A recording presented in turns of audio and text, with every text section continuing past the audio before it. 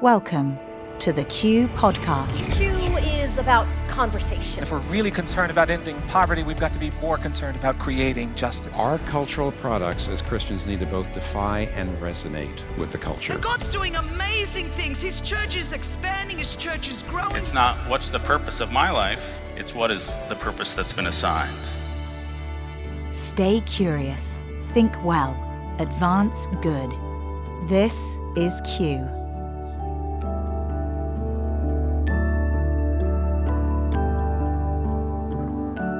Welcome to another edition of the Q Ideas Podcast. I'm Gabe Lyons, and it is Culture Summit Week, and we are so excited. It's kind of like a little hive of bees around here where everything gets busy, everybody's getting in place, people are starting to make their plans, beginning to travel, beginning to make their way to Nashville, beginning to organize those watch parties. It's not too late if you have not signed up yet to host a watch party in your neighborhood, in your home, at your church office, at your academic institutions, staff room, wherever it is. Bring people together, and if you can't do that, watch it for yourself on your phone, wherever you're going to be on your device.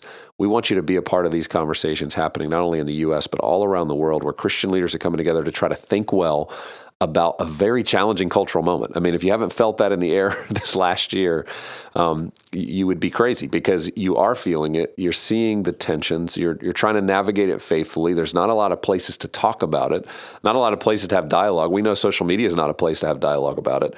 And so what we're finding is that spaces like this where we can have long-form conversations, we can have talks, we can get educated around these very specific topics and issues are beautiful places that help the Christian better understand how to faithfully engage culture. So I want to first start off by saying, go to qideas.org/culture summit and learn more about the topics. We have a lot of people even today and tomorrow that will be registering and moving forward and making those decisions. And even if you can only join us for a little bit of the time live, Thursday and Friday, go ahead and sign on because you're going to get on-demand access to this for a few days afterwards.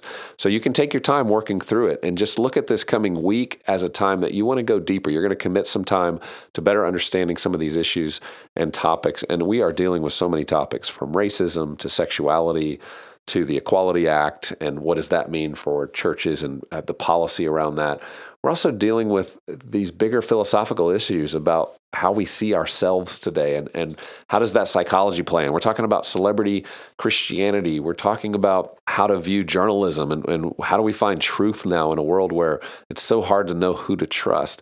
So these are just a few of so many of the topics that you can learn about at qideas.org/culture summit. Not only that, we're going to have over 50 experts doing Q&As directly with you live. So you're going to get to choose whichever breakouts you want to be a part of. And you can jump to 3 or 4 every time we have breakouts. You're going to have a Zoom link that allows you to be in the room with an expert, asking questions, hearing their thoughts, going a little deeper into some of the subjects that they're experts in. And so all of this will be part of this experience over Thursday and Friday, April 22nd and 23rd. Well, today on this podcast, we wanted to take a moment to just be reminded of what's more powerful than conferences and more powerful than content and ideas being discussed, and that's the power of prayer. Prayer is such a foundational concept, right? It's a foundational practice that has always undergirded the Christian church. It reminds us that there's a supernatural, that it isn't just what we're seeing in front of us, but there's much more going on that we need to be paying attention to, and that Christ invites us into this relationship with Him. But when we pray, it's not just simple. I mean, it's a labor. And so we invited this past year to have Dimas Salaberrios, and he's the founder and pastor of Infinity Bible Church in New York City. Best-selling memoir called Street God. He tells the story of his own life, selling drugs, being in prison, but ultimately being saved by God. And he currently is the president of Concerts of Prayer Greater New York. And this is amazing. In New York City, all these pastors and organizations coming together across denominations, ethnicity, economic lines to pray together. And the entire ministry is built on prayer. And so we asked Dimas to talk to us about prayer and how prayer is not just this simple thing we offer up before a meal or maybe 3 minutes in the morning, but you're going to hear from somebody who labors in prayer, who spends hours daily in prayer. And what is that doing for his life? How can we be inspired by that? And so let's listen in now as Dimas educates us on the labor of prayer. And what I want to talk about today is the labor of prayer. prayer.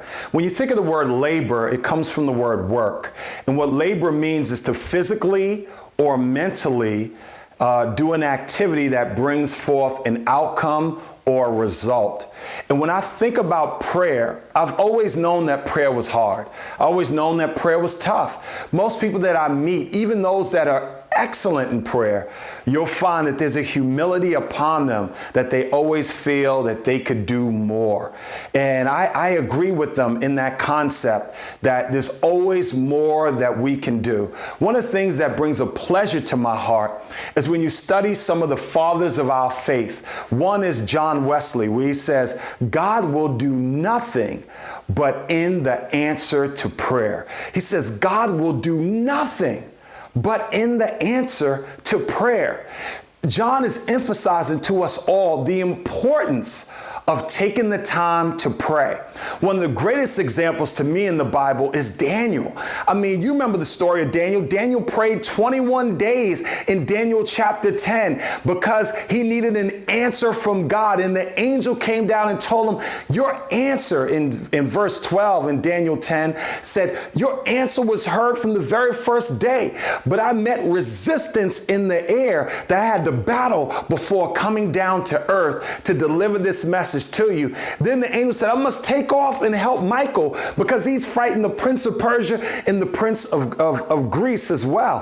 What Daniel was showing us that our offense, and it's a little complicated, but there's something to that when we pray and we're going in after God, that it does something in the heavenlies. I love the way the Apostle Paul put it when he said in Ephesians chapter 6 and 12, he said, we do not wrestle against flesh and blood, but against rulers, authorities, cosmic powers, and present darkness in the ESV. He was pointing out to us that our battle goes on, and it's not just between the little people here on this earth, but we're battling in the spirit realm. And if we want to see success in our ministries, we want to see growth in our ministries, we got to go further than what we're seeing today. You know, we have no shortage of people that have a gift of preaching today. We have no shortage of people that know how to set forth strategy. And with most people that have ministries in the hundreds of thousands, yes, in the hundreds of thousands from overseas, when they tell me, when they come into the U.S., and they start to have a dialogue about how their ministry grew and flourished, they said people in the U.S. turn their ear when they start talking about the prayer efforts, but they turn on their ears when it's time to hear about the strategy. And they said that saddens them because they know that it's not their efforts, it's not their preaching, it's not their organizational gifts, but they will point to the power of God. And I want to compel you and challenge you today to increase your prayer life so it can be even that of the model of the New Testament church. All over the New Testament church, all you have to do is glance through the scriptures. You'll see examples of the hour of prayer, which the disciples talked about. And most historians would point to, and scholars would say, that in the New Testament, they prayed for our prayer that was in the morning, and they'd have a prayer that was around 3 o'clock in the afternoon, because that was when the Romans would ring their bell to change of the guard. And that's when disciples and Christians would take that time to that bell, the signal for everyone to come together for about 45 minutes to pray, and about 45 minutes earlier that day. So about an hour and a half is what the New Testament would do in prayer. And we would be challenged right now, many of us as leaders, by the disciples on the lack of prayer that we're doing daily. And the truth is, let me tell you, I was oriented. My spiritual formation was in prayer. 3 women laid hands and prayed for me, and the power of God knocked me to the floor. Yes, this tall guy fell to the floor, hit the ground, and when I got up, I felt the presence of God. I repented of my sins, and I accepted Jesus in my life. But at that time, unfortunately, I was an illegal pharmaceutical dealer, meaning I was selling drugs, and I was running a drug empire, and I was facing time in jail. And I went into the jail, and me and this Latino brother, we got on our knees and we prayed. He knew no English and I knew no Spanish. And we would pray together for an hour. And when people would press in and humble themselves and say, would you pray for me before going to court? We had 100% record of God showing up in his success, where people were released from those prisons and were free because they submitted themselves to Christ in prayer. This blew people away. One time, guys wanted to fight over the bed next to us, and we said, it's not the bed, it's the power in the prayer of Jesus Christ that's bringing this forth. But we have to make a decision and be willing to labor in prayer, be willing to fight this fight. And the reason it's tough is because we're doing something in the invisible, but we want to see things in this tangible world. And I love the way John Calvin put it. He said, prayer digs up the treasure. And I'm telling you, Calvin had it right.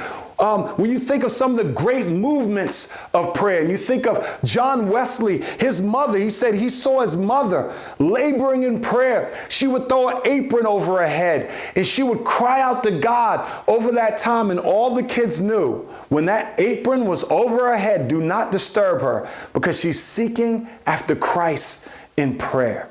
I want to challenge you today. Prayer answers all things. I prayed for 2 hours a day. Tim Keller became the mentor in my life before you knew him as this great preacher today. I prayed because I wanted to share my testimony. Billy Graham selected me over thousands of people here in New York to share his testimony. And lastly, one time a hitman caught up to me, put a trigger to my head to kill me after I just accepted Christ. And I just said, Lord, I will give you my life. And every time he pulled the trigger, snap, snap, snap, snap. By the power of Jesus and the prayers of my mother and the prayers of the saints, no bullets came out of that gun. So I want to challenge you, seek after God wholeheartedly in your prayers and follow him faithfully all the days of your life. Well, I hope that was encouraging, inspiring for you as you think about prayer. And maybe you're intimidated. You're like, I can't do what Dimas does. But I tell you what, we can all take steps. We can all be part of that journey of moving towards our prayer life becoming such an essential of our life. We don't see it as an afterthought, but we see it as critical, essential to everyday activity, conversations, decisions that we're making. And we invite Christ into the everyday moment. I want to encourage you again, if you haven't signed up, Thursday and Friday of this week, April 22 and 23, the Q Ideas Culture Summit, our 15th annual event. It's hard to believe it's been 15 years since that first event in 2007 in Atlanta, Georgia, where we moved around the country for 10 years, and then we planted it in Nashville the last 5 years. And we have just continued to see it grow. And now, because of the virtual component, everybody has access to be a part of this with us without travel, without having to take extra time to be a part of it in person. You're going to still be able to experience the conversations. And in fact, you're going to have access to breakouts that the people in person, honestly, won't have as good of access to. You're going to have the ability to interact with 50 experts through our breakouts that are going to allow you to ask the questions you have around a variety of topics. I can't go through them all, so I want you to go to qideas.org/culture summit. Look at the topics, look at the breakouts specifically. Also look at all the topics, the people we're going to be interviewing, the conversations we're going to be having.